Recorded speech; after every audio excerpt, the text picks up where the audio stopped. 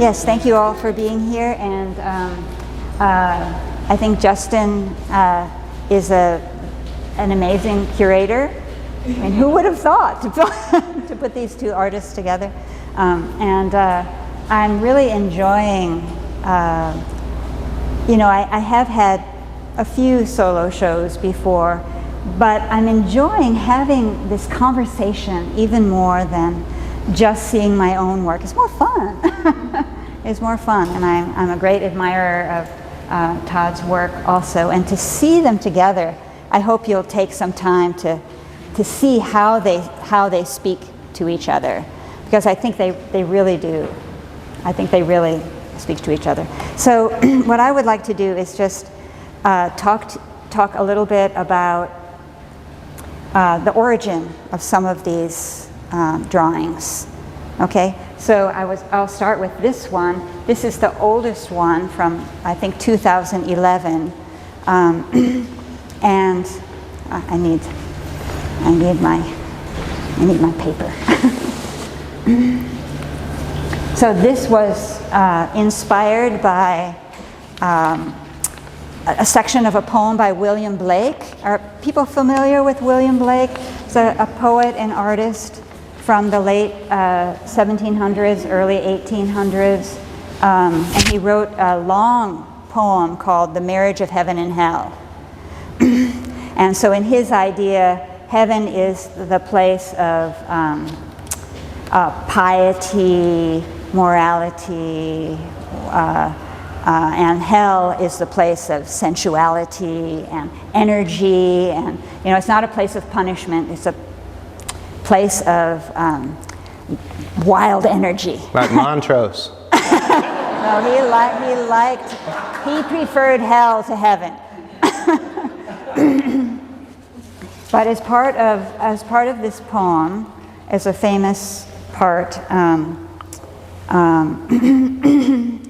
he brings up the Garden of Eden, and in the Bible story, there are actually two trees in the garden: the tree of knowledge, that's this one, and the tree of life. Okay, so we all know the story about how the snake tempted Eve to eat from the tree of knowledge, and then they were expelled from the garden. But not everybody knows or remembers, I think, that after they were expelled, God set up an angel with a flaming sword to guard the tree of life, so that the little humans would not eat from the tree of life, because if they did, they would become immortal, and he didn't want them. He didn't want that. So he set up this guard. Okay, but Blake envisions a time when the angel sets down his sword. Okay, and at that time, it says, "For the cherub with his flaming sword is hereby commanded to leave his guard at the tree of life.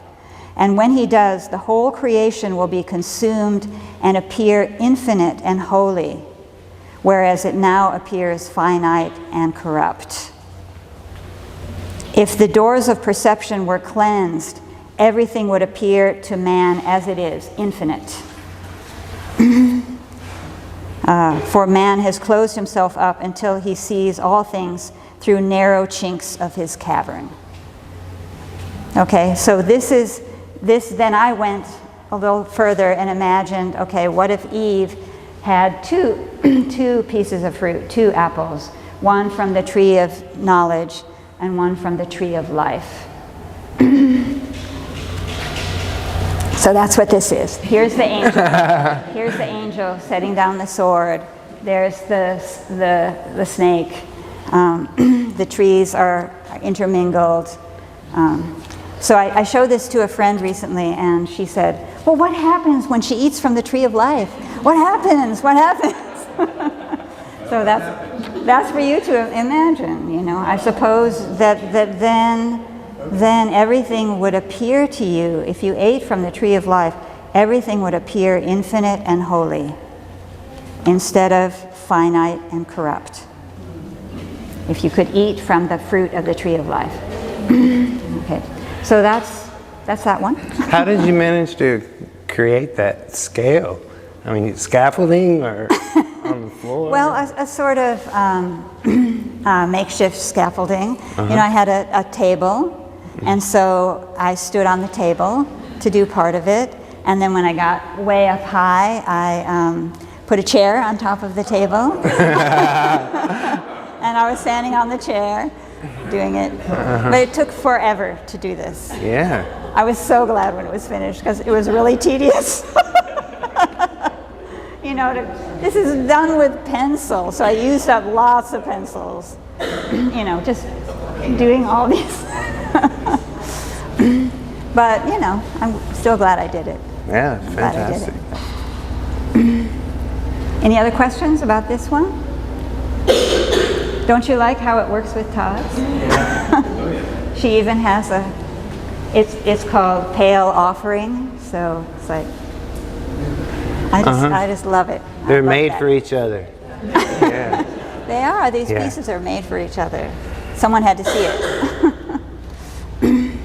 Any other questions about that? Yes. What was the medium of? It's graphite pencil, 9B. That's the darkest pencil. That's a lot of pencil. I use a lot of pencils. I use a lot of pencils. Thank you. Is that a window there at the very top? It's like an or a ladder, right in the very center at the top. Unfortunately, that's where the two pieces of paper are glued together.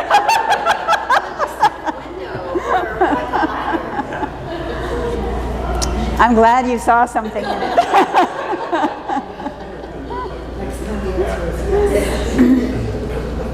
Yes. I was wondering, the point of view you have, it looks like it's looking through like an archway or something. Yeah. Or is that, what is? You know, it just needed something. It didn't look good. It was too. I just had to do it compositionally. I don't have any other reason. Yeah, thanks. Yes, it does work. It makes more movement with the arch.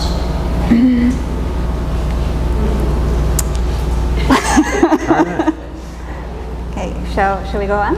Yeah. Yeah. Okay. So chronologically, next are the three.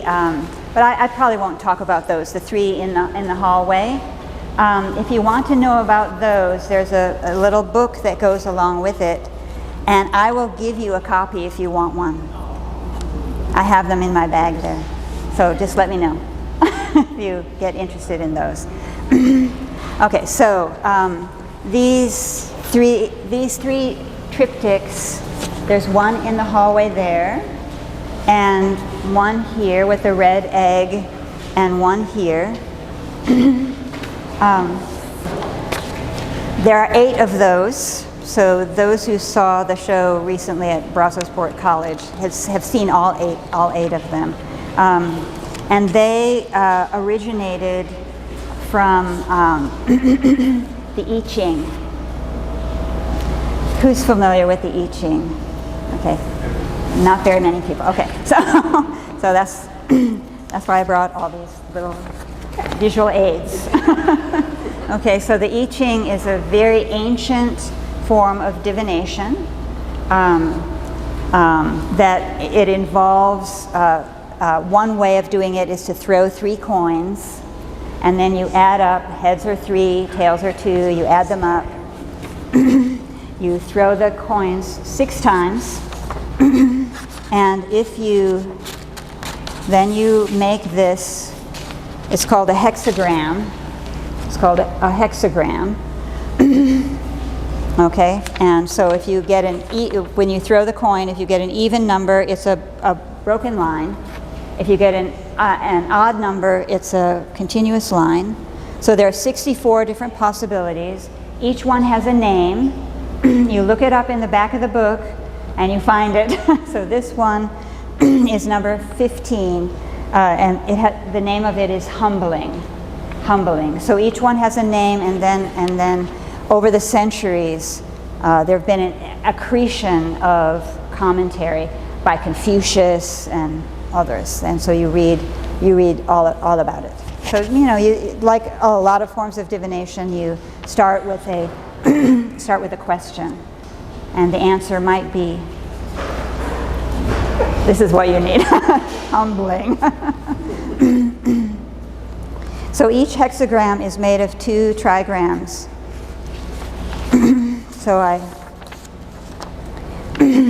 So these are the 3 trigrams I worked with. So I was telling a friend that I wanted to do a triptych, a vertical triptych, and she said, "Oh, that's just like the I Ching." So she gave me the idea, really. So this is this trigram here, and its name is gorge. So it has to do with water falling down into the gorge. So there's a lot of turmoil in this particular trigram. So you combine the trigrams and then they have their meaning, okay? So this one is about falling and about how at every moment we are falling. And the good news is there's no ground. Okay, falling. So each of these have story poems that go along with them, and you can find those on a little shelf in that hallway there. So if you want to read the story about falling, you can go and read that. Okay, this one over here is,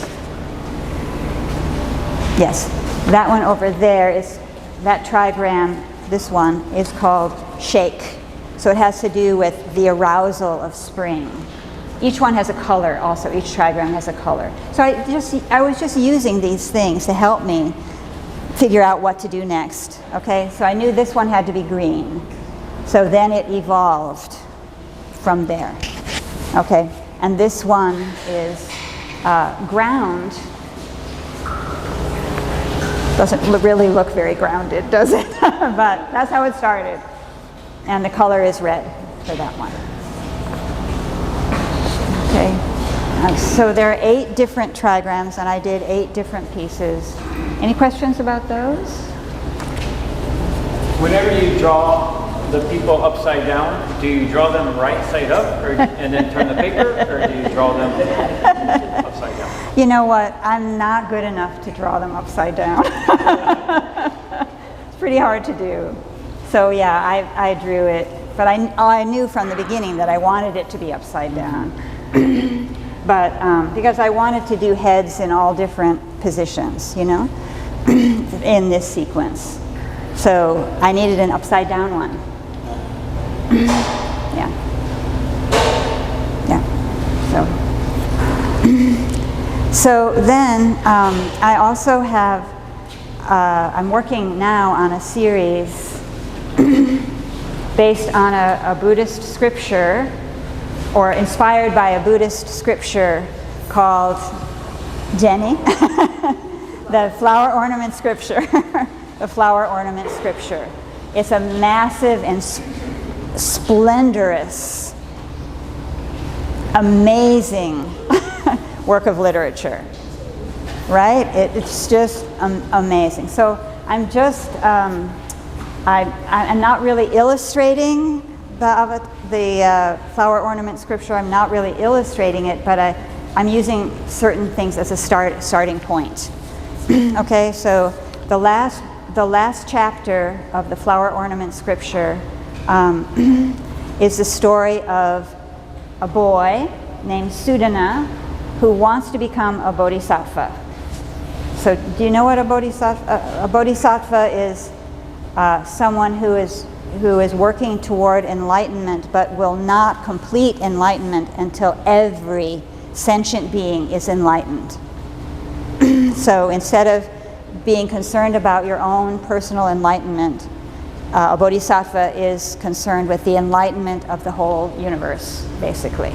So he wants to be a bodhisattva, so he goes to 53 different teachers, and they're all different kinds of people, you know.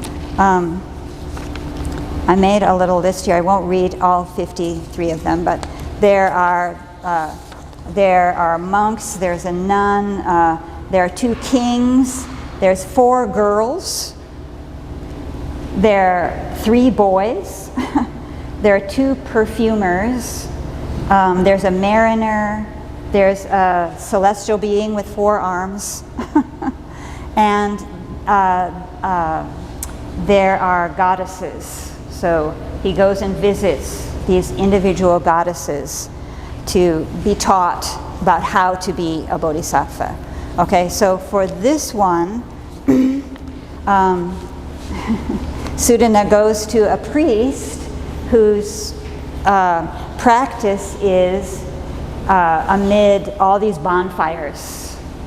And this priest tells him that he should climb this mountain and jump into the fire. And he's a little bit reluctant. And he says, maybe this is not really a teacher, this is a demon. But then page after page is of all these various celestial beings who say to him, it's okay, go ahead and jump into the fire. So those are the celestial beings. This is Sudana diving into the fire. Here's the priest. And throughout the flower ornament scripture, there are flowers and tons of jewels everywhere. Jewels, jewels, jewels, jewels, everywhere in this sutra. So that's the story of that one. This one here is, you know, whenever Sudana finds a teacher, they always are so overjoyed that he wants to be a bodhisattva, and they shower him with gifts and blessings. And so this is Sudana being blessed by 2 different night goddesses. 2 different night goddesses. So I decided to give them animal heads. That makes them more holy to me. And so this is, what kind of animal do you think this is? Jimena knows. This is a bat. This is a bat. So we're not used to seeing bat heads, what they really look like. But remember, they are mammals. And they look like little dogs, right? Some of them. Some of them have very ornate faces. But so that's a bat. And this is a nighthawk.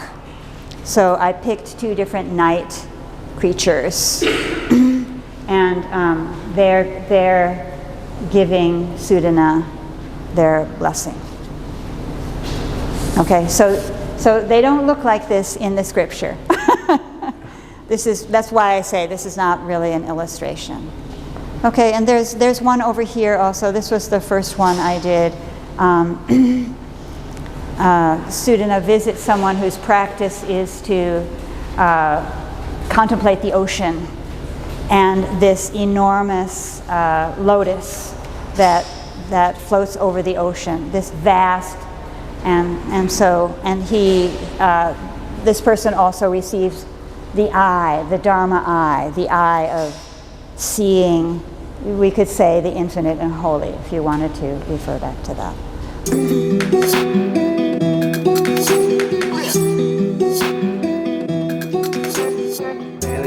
And I make these oil paintings. A few things, I do make these oil paintings, and it's really, after this year is 30 years I've been painting, and at 30 years you're in the painting storage business as well as the art making business. And so I have a lot of I was telling someone, it's like, how do you have so much work? It's like, well, if you made 10 paintings a year for 10 years, there's 100. So, and if you didn't sell but 10 of them, you got 90 paintings at home. And that's kind of the ratio. It might even be less, but I'm really happy to be in this show. Mostly because there's so much room in here to see everything. And I find Constance's work I think made my work better. There's something happening, sorry I got choked up, but there's just something happening with the feelings. There's the rough and the smooth, and there's joy and, you know, fear and trepidation about what we must do. And to me, I find that's what painting's all about. You get yourself in the way I start is I hardly ever have an idea what the painting is going to be. Sometimes there's a literary, like maybe I'm going to make a Moby Dick and a picture of the Pequod, which that red painting started out as. But as it got going, the crow shows up and a fish that's not a whale, and it, you know, that ain't going to be it. So you got to be flexible and kind of go with what comes up. And I think that's why painting and life are mirrors, because you don't always know what the problem is going to be, and when it shows up, it's canny to be able to navigate with what's already there. And that's what I'm trying to do with the paintings, is like put some stuff down. Beginning the painting is the easiest part because you can do anything you want.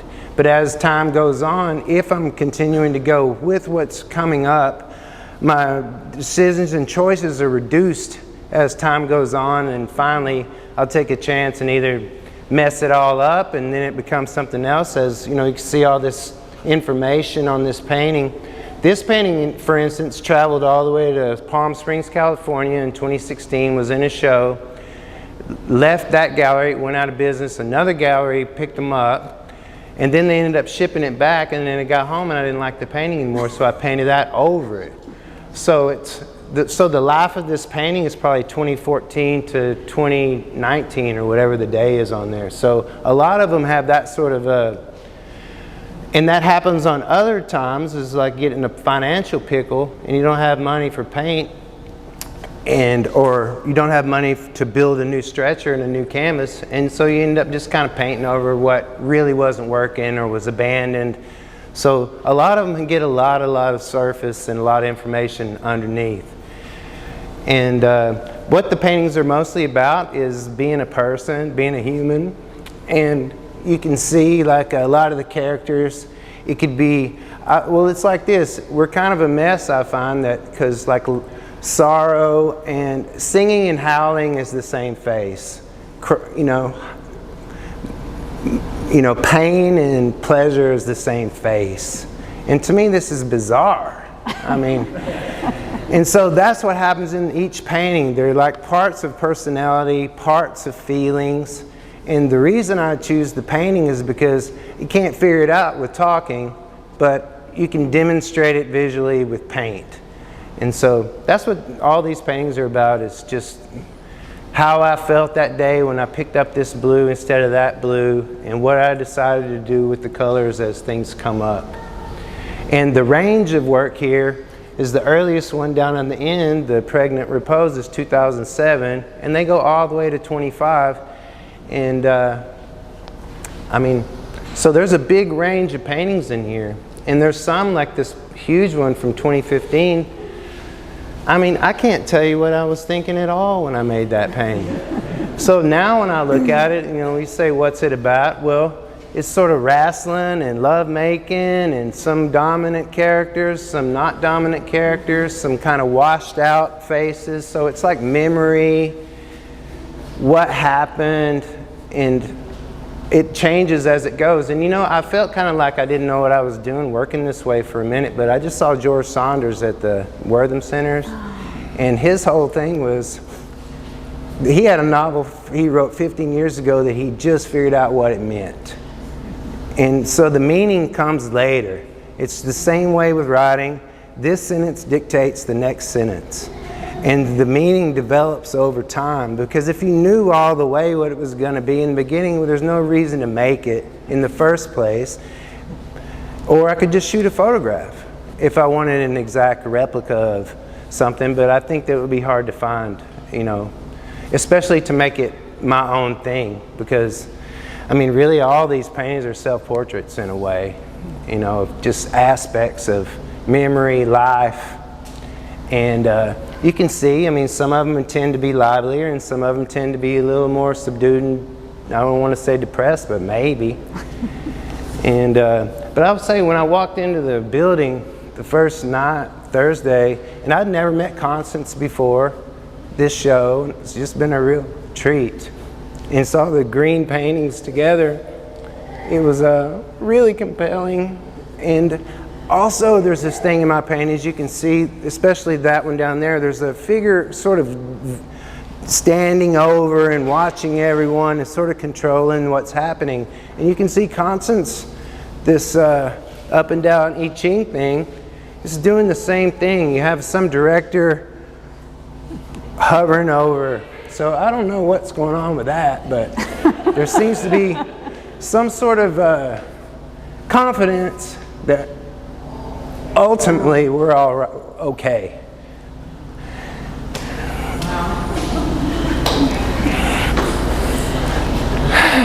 Man, sorry about that.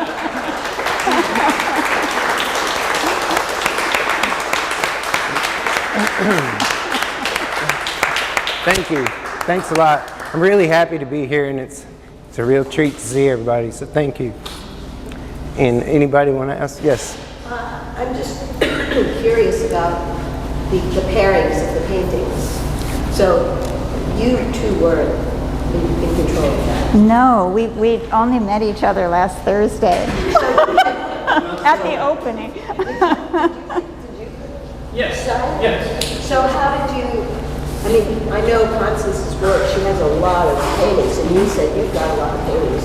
So first of all, how did you decide which paintings to even give to him? I visited the studio, so I visited both of their studios 2 times, I believe, each. Like I said, so I asked him to pull out large figurative works, right? So keep the abstracts, keep the non-representational, keep the small stuff. I'm not interested in that. Trying to get that. I know the space. I have a studio here, so I'm familiar with this space. So I knew where I was hanging the show, and I had an idea of what I wanted to put here. So I wanted large. I wanted air around the works, because sometimes there's group shows or even individual shows. I find them a little like too much work going on. Even this is more work than I expected, but I couldn't leave anything out. The works are larger than I imagined them, certain ones. So yeah, I went. There was a certain things as far as color I knew kind of matched up, and once again, just works that really spoke to me as an artist or as a viewer, someone who appreciates art in general. So that's how it kind of worked. And my wife, who's recording, she helps me out a lot. We made miniatures. This is my first time curating, quote unquote, curating a show. I use the word very loosely. Prefer not to say I'm a curator, but we made miniatures. We had them send us photos. We made little miniatures, and on the computer actually made a floor plan based on color and some images. So I had an idea. So whenever they dropped the works off, we rearranged the placement a little bit, but having the distance from the computer screen helped some with the organization. Instead of the works getting here, 20 works, and I knew they were on paper, I knew they were delicate, so I wanted to have at least like a head start on big works. Of course, there's easy to place, the largest ones, and then you kind of fill out from there. And just finding pairs, color-wise or figure-wise, things that talk to one another. It's very touching. It's very sweet, I think. What I like about this show a lot is that Tod once again, Tod seems like this kind of rough, large, boisterous, very abstract, expressive painter. But as you notice, he's very sweet and soft, very sensitive. Constance does these huge, monumental, strange drawings, and she's this small, little, soft-spoken, sweet lady as well. So there's these kinds of, not to say contradictions, but these interesting, it's just very interesting relationships between the individual and the work, and how both of them, and I'm really, really happy that they like one another, because this was once they didn't know one another. So I think that was also a very super pleasant surprise, and that's probably one of the most rewarding experiences in my part, is that they seem to really get along. It could have went disastrous, right? Based on some artists' personalities, a little bit more difficult. So that is one of the most rewarding things for me as far as this show. Because this show will come down, this show will end, but hopefully the connections made, will last for the rest of our lives. Thanks, Justin. Just speaking for myself, maybe for Tod too. Yeah. I really appreciate you and your ability to make this happen. Thank you. So, And when, incredibly lucky. when the work is good, it makes my job a little easier. So. He knew what he was looking for too, because I opened the big door where the French doors were the storage and Richard Stout's flat files, and on top is just a whole bunch more paintings, and we had to pull around and go, no, not that. No. So he knew what he was doing. Yeah. Thank you. I have a question. You're talking about paintings that you remember or whatever, but of titling pieces. As a viewer, sometimes some of these are untitled, some of them are titled, that kind of give the viewer a starting point of looking at the painting. I was wondering if either one of you could comment on titling a painting. I find it to be hard to do. I mean, I thought of this one. except that one. That one's title is Baskin-Robbins Riot.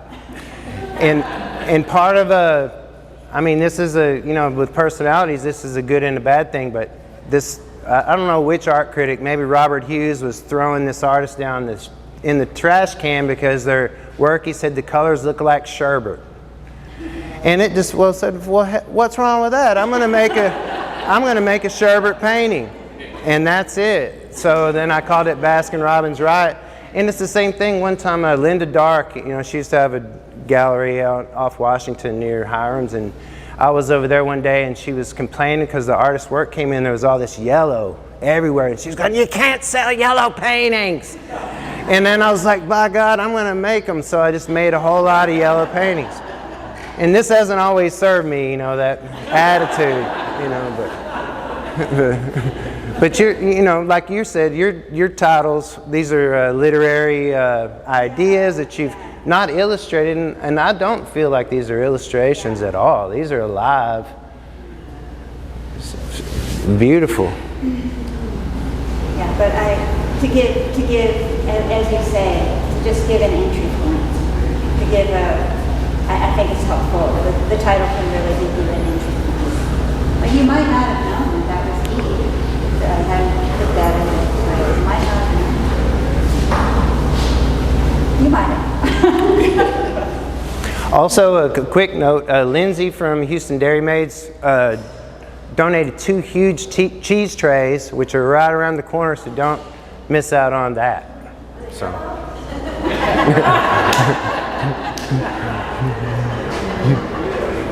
Is it? Any other questions for Tod? Because, sure. I've noticed most of your paintings have a lot of texture. Is it acrylic or oil? It seems acrylic. They're oil. They're oil? And the reason I switched, it's probably healthier to work with acrylic paint. No solvents. You're not going to get Parkinson's from painting, which is a real thing, But I don't know, part of that, I don't know. But the reason I chose oil is, the real reason is because I had a few people come to me and act like acrylic paint was second rate and real painters paint with oil. And if you want to get in the thing, you better get with oil. So I switched completely in about 2005, 2004 was my last. Well, actually, 2007 is that painting down there, and it's actually acrylic. So 2007, I stopped doing it. And which was the year I moved to Houston from Sarasota, Florida, from Dallas, from Commerce, Texas at East Texas State, where I went to school, got a journalism degree, and then started painting and not writing. So, but it's a thank you for everybody coming today, and it's a wonderful crowd and feels special. So thank you. Thank you. Thank you. It's crazy.